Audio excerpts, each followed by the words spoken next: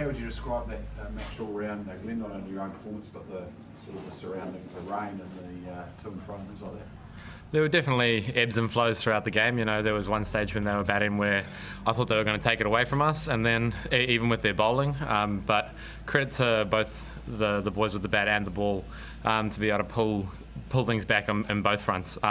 So it was really good, especially for the crowd entertainment factor for the game to swing so much. You know, and I think that's what cricket's all about.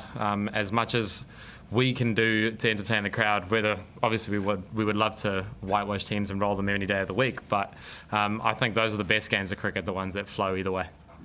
We just had the Bangladesh coach talk about his frustration at the delayed target set for them, and also the rain, fielding the rain. What were your thoughts on those two things? Were they frustrating for you guys too? Obviously, that little stoppage in play, we weren't exactly sure what was going on either.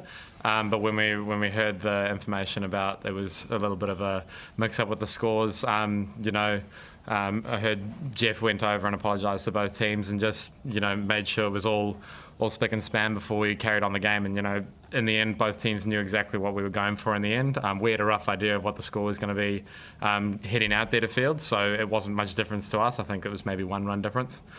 So for us, it's just part of adapting and flowing with the game as much as we can. So it didn't cause too much disruption on our part. And in the end, they took the game away from us for that little stage too. And what about fielding out there and bowling and things like that with the wet ball? Was it treacherous or?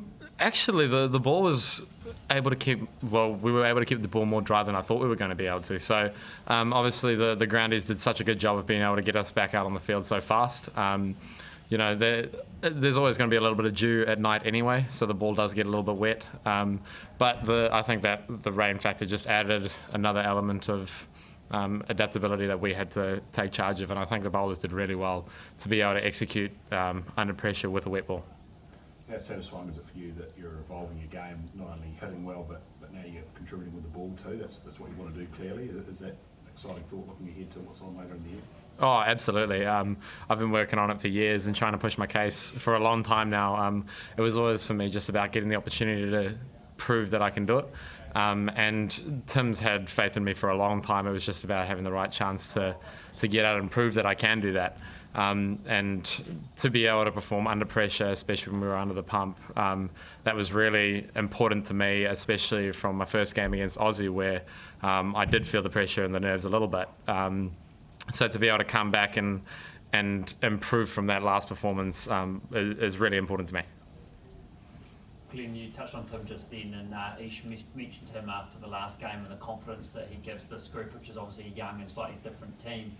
What was his sort of message to you when he did bring you to the bowling crease? Obviously, Ish just had a tough over. What was that situation like? In the end, my bowling plans are very simple, and he's faced me a lot in the nets. So I think he knows that my plan is very simple. I've got 2 or 3 balls, and he just backs me to know which ball to bowl and execute that ball. Obviously, if bowlers miss, they miss.